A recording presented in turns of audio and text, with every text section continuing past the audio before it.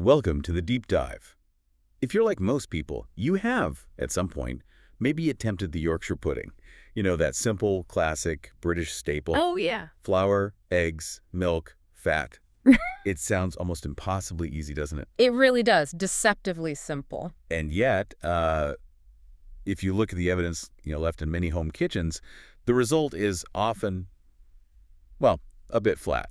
Maybe a sad, oily disc. Right. Not quite the towering golden thing you hoped for. Exactly. Nah. Not the proud, dramatically puffed vessel of glory we all dream of. Mm-hmm. So we've dug into the professional sources for this. Culinary school manuals, chats with hot roast dinner chefs, and their consensus is pretty clear. Yeah, what did they say? They say this seemingly simple recipe is, and this is a quote, all about heat, timing, and air. Heat, timing, air. The fundamentals. So our mission in this deep dive is basically to give you the shortcut. The professional secrets for consistent success. Yeah, let's decode it. We're decoding the pure science of puff and crisp, so you never face a sad, soggy Yorkshire again. Okay, let's unpack this. Right. And we really need to start with the core idea here. Because every single pro source agrees on this. What's that? The entire process hinges on one key mechanism. Heat shock. Heat shock, okay. The magic happens not because the ingredients are complex, they aren't, but because of the critical, almost violent contrast between your prepared batter and how you cook it. Ah, so it's about the difference. It's precisely that difference. Yeah. A patient, almost gentle preparation process, Right. followed by an intense, immediate, really aggressive cooking phase. Get that contrast right. Yeah. And the physics does the rest for you. Seriously. The dual nature patience, then aggression, that's what makes this whole thing so interesting. Exactly. Okay, before we can hit the batter with that thermal inferno, we Yeah. have to talk about mixing it. Yep, the foundation. And our sources are very specific here. This isn't guesswork, is it? Pros use a chef's formula. Absolutely. The ratio is fundamental. It's how you get that crucial balance, light and hollow inside, but with a crisp exterior that holds up. So what is it? You need equal parts by volume. That's the key bit. 1 part flour, 1 part milk, 1 part eggs. By volume, not weight. By volume.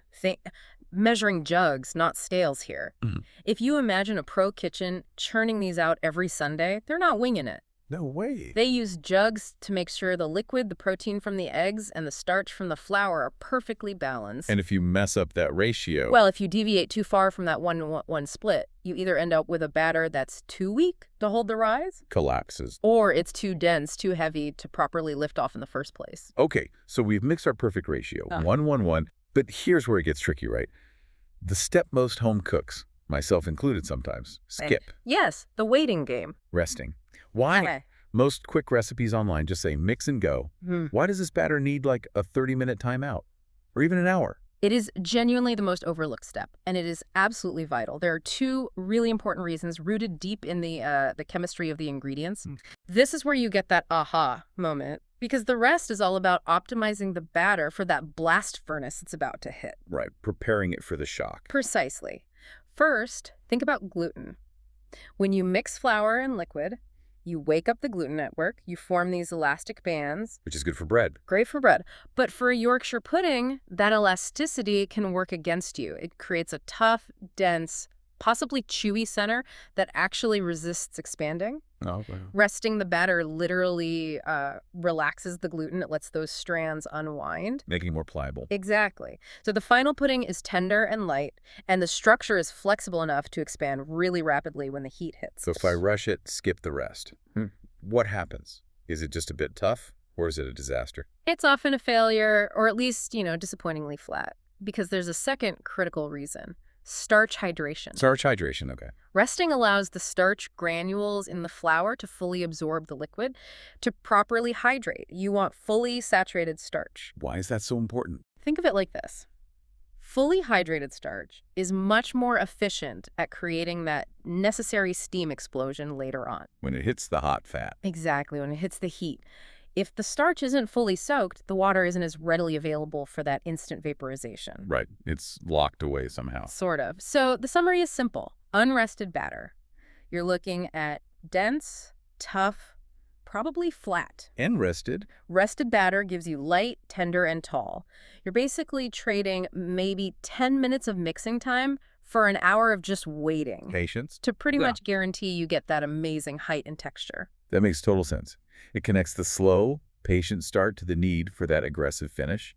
We've tamed the gluten, relaxed the batter, hydrated the starch. Ready for launch. Now we have to completely switch gears because this cooking phase is, like the sources emphasize, aggressive, immediate, and utterly dependent on temperature. That quote really sticks with me from the culinary instructors. You don't bake Yorkshire puddings, you launch them. It's a perfect word for it. It really captures the mindset. Gentle baking implies, yeast or baking powder doing the work slowly. Right, chemical leavening. But here, the rising agent is just pure explosive physics. This is where it gets really interesting. Exactly right. And the golden rule here is rigid, non-negotiable. Okay. Cold batter must hit smoking hot fat. Cold batter, smoking hot fat. And we're talking about an oven temperature that needs to be, well, blazing. You need to push it right to the high end. Think 220 to 230 degrees Celsius. Which is about?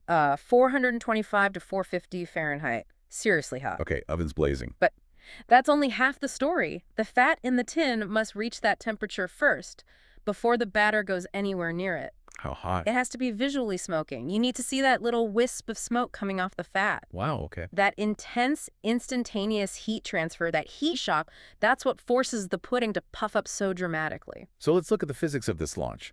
The rise isn't from baking powder or anything inside the batter itself. It's purely external force. Correct. It's all about harnessing steam. Right. It's a magnificent display of, well, edible physics. The moment that cold, rested batter hits that scorching hot fat, the water content inside just flashes instantly to steam. A tiny explosion. A very rapid steam expansion. It generates tremendous internal pressure very quickly. And the rested batter can handle it. Yes, because the elastic, gluten-relaxed structure we developed during resting is now pliable enough to trap that expanding steam. It forces the sides rapidly upward. Creating the hollow middle. Exactly, creating that signature cavernous, hollow structure we want. It's like a tiny, edible pressure cooker inflating itself from the inside out. Oh, absolutely. You can't maximize that heat transfer if your cooking vessel is, inefficient. It's a crucial detail. So what works? You need materials that conduct heat really well and fast. Thin, dark metal muffin tins or proper Yorkshire pudding trays are essential. Why dark and thin? Because they absorb the oven heat rapidly and transfer it directly and quickly to the fat and then to the batter. Minimal delay. So what should we avoid? Skip anything like ceramic or glass, those beautiful stoneware or Pyrex baking dishes. Yeah. Forget them for this. They simply won't get hot enough, or, more importantly, they won't transfer the heat fast enough. They insulate too well. They buffer the heat. Exactly. They delay the heat transfer, and that delay just kills the instant steam expansion you absolutely need for the lift. Okay, crucial point on the tin. Now let's talk fat, because this seems to be the single area where pros and home cooks sometimes differ. Yes. The fat debate. Traditionalists swear by beef dripping for flavor, for crispness. But that raises the big question. Why can't we just use butter? Yeah. Good quality butter. It tastes great. It does taste great, but it fails spectacularly here. And it all comes down to the Achilles heel of any fat. It's smoke point. Smoke point. Explain that. Okay, so every fat or oil has a specific temperature threshold. Below it, it shimmers, it heats things nicely. Above it, It burns. it chemically breaks down, stops just shimmering, and starts actively smoking and burning. And burnt fat tastes awful, plus it can't transmit heat properly anymore. Right. So how does this apply to butter versus our hot oven? Well, remember, we just established the oven needs to be volcanically hot, 425, 450 Fahrenheit. Got it. Butter, however, has a really low smoke point, generally only around 300 to 350 degrees Fahrenheit, maybe 150 to 175 Celsius, much lower than our oven temp. And the reason it's so low isn't the butter fat itself, is it's the other stuff in butter. Exactly right. It's the milk solids suspended in the butterfat. Those tiny bits of protein and sugar, they are what scorch and burn at that relatively low temperature. So let's paint a picture. Yeah. If you put a knob of butter in a tray and stick it in a 450-degree oven to preheat the fat, what happens? Well, long before that tin and fat get anywhere near hot enough to launch your pudding batter, The butter is toast. the butter would be black, smoking horribly, filling your kitchen with acrid fumes, and tasting utterly rancid and burnt. And crucially, that burnt fat completely fails at the one job we needed it to do. Transfer instant, clean, high heat to the batter. It just can't do it once it's burnt. Okay. Message received. No butter. So what should we use? Right. You absolutely must choose a high smoke point fat. Beef dripping is the gold standard. Why dripping? 2 reasons. It has a very high smoke point, well above our oven temp, and it imparts that delicious, savory flavor that's just perfect with roast beef. Plus, it gives an incredible crispness. But if you don't have dripping, or don't want to use it, Then you need a neutral vegetable oil with a high smoke point. Think rapeseed oil, canola oil, grapeseed, sunflower oil, even vegetable shortening. what about lard? Lard works too. Or ghee, which is clarified butter. The milk solids have been removed, raising its smoke point significantly. These options connect back to more traditional ways. So you sacrifice maybe some of that beefy flavor. You do lose the specific flavor of dripping, yes, but you ensure the crucial functional heat transfer happens cleanly and effectively without anything burning. That's the priority. Okay. We've mastered the patient rest, chosen the right high smoke point fat, preheated the oven to insane levels. Let's wrap up with the final execution steps.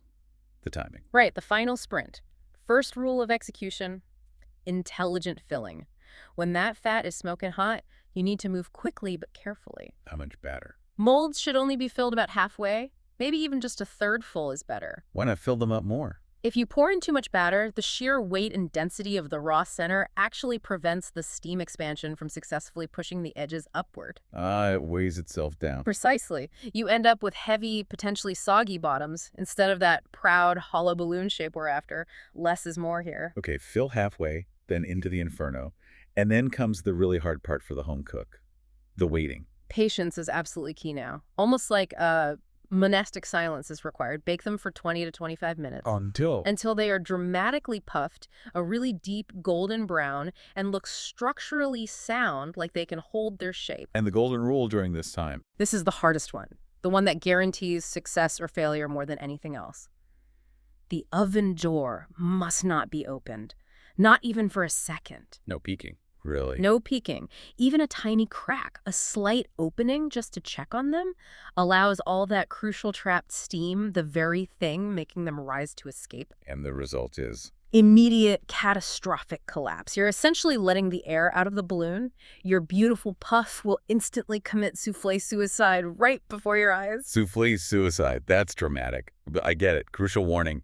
Don't peek. Don't peek. Trust the process, trust the time, trust the color you see through the glass. Okay. They're out. They survived the bake without peeking. They look magnificent. Yeah. That's it. Right. Could we let them sit for a bit while we finish the gravy? Absolutely not. No way. Yorkshire puddings wait for no one. That's the other critical timing aspect. They have to be served immediately. They must be served à la minute, as the French say, which just means instantly. Right now. Why the rush? The second they leave that intense heat of the oven, they begin to cool. And as they cool, that super crisp structure starts to soften from the residual internal steam. They begin to deflate and lose that perfect crunch. So you lose the magic moment. You lose the magic moment. You want that magnificent, crisp, proud, still hot structure delivered straight to the plate while it's at its absolute peak. Okay, serve immediately. Got it. So let's bring it all together. What does this all mean? The ultimate secret to the perfect Yorkshire pudding, that golden hollow miracle, really relies on this beautiful culinary paradox. It really does. It's the perfect, almost contradictory balance. On one hand, patient, deliberate preparation, resting the batter, relaxing gluten, hydrating starch. Slow and careful. Followed immediately by the most aggressive, intense cooking method possible.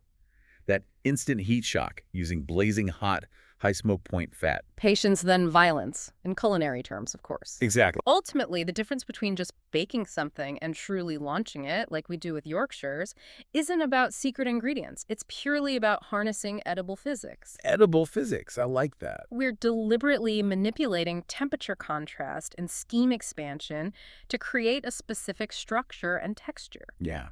So maybe a final thought for you to consider. Think about how this core principle, using that extreme temperature contrast, that heat shock, to achieve crispness and lift, might apply elsewhere in your cooking. Interesting. Where else might we see this? Well, if aggressive heat shock gives us this incredible puff in Yorkshire puddings, what other seemingly delicate foods might actually be relying on similar principles? Maybe using aggression and high smoke points to get their structure just right? Think about things like popovers, which are very similar. Right, the American cousin. Or even consider the initial high heat blast used for certain types of fried doughs to get that instant puff before the inside cooks through. Where else is edible physics at play?